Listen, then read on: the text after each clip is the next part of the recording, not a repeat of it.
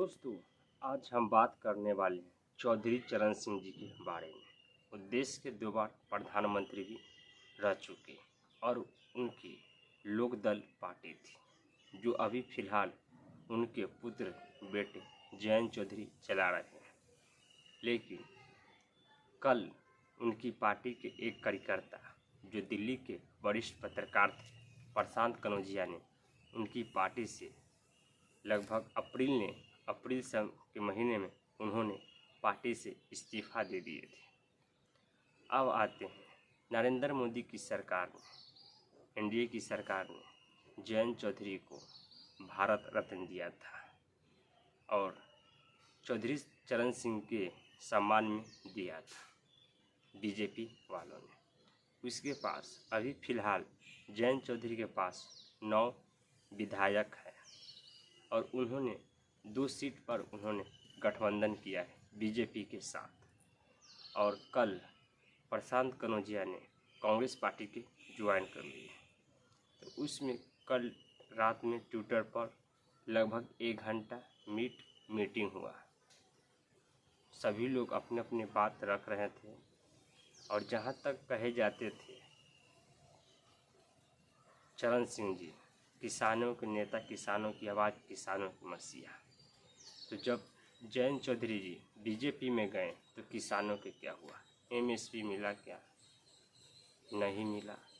तो आखिर उनके पिते किसान के आवाज़ थे, नेता थे, किसानों की मसीहा थे।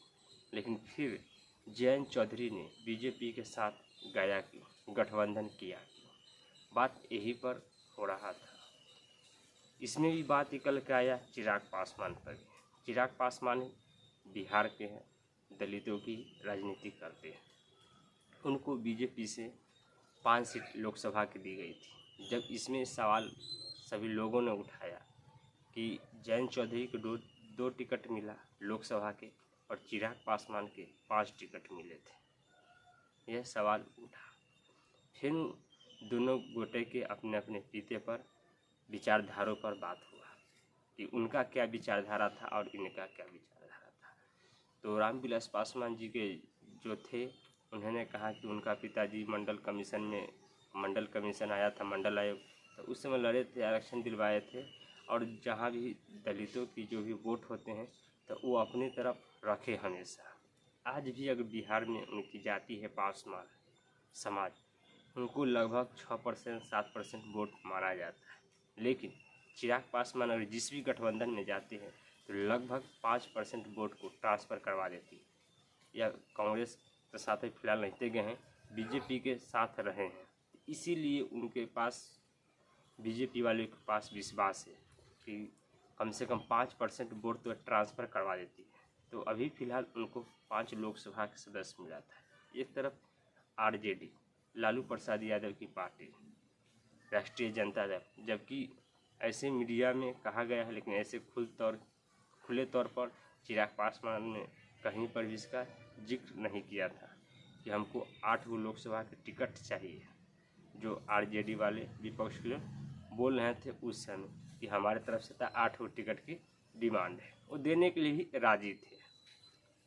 अब आते जयंत चौधरी के, उनके पिताजी को भारत रत्न मिला था ये फरवरी महीना में 2024 में, नरेंद्र मोदी के कार्यकाल में मिला था। तो सभी आदमी आवाज़ उठाए और बोले कि वाकई में जयंत चौधरी जी बीजेपी के साथ चल गए, कम से कम किसानों का एमएसपी तो तय करवा देते हैं।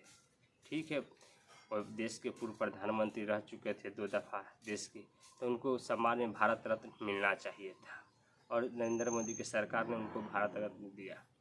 लेकिन बात आता है कि जयंत चौधरी बीजेपी के पास वोट ट्रांसफ़र करवा सकते हैं। उस समय ये भी सवाल पूछा कि चिराग के पास एक भी विधायक नहीं, फिर भी उनको 5 लोकसभा की टिकट दी गई और जयंत चौधरी के पास 9 विधायक थे, फिर उनको 2 टिकट। और अलग अलग लोगों ने कहा कि इनको पिताजी को सम्मान चाहिए था, इसीलिए भारत रत्न के चलते वो चल गए। और उसमें एक आदमी और कहा कि जयंत चौधरी जो गए हैं वो गलत किए हैं, अपनी विचारधारा से हट कर गए हैं। हाँ, अगर 4 जून के बाद जो अगर रिजल्ट आती है, अगर उनकी प्रत्याशी जीतते हैं या नहीं जीतते हैं तो आप वापस आ सकते हैं। ऐसे तो चुनाव की जब होती है तो भाग दौड़ लगी रहती है, तो इस पार्टी के नेता उसमें इस दल के उसमें आना जाना रहता है, दल बदल होता रहता है। तो सभी लोग ने कहा कि हाँ, अगर ऐसा अगर होता है तो जयंत चौधरी जी आ जाए, कोई दिक्कत नहीं है। थोड़ा मोड़ा इंसान से गलतियाँ होती है, विचारधाराओं की भी लड़ाई है,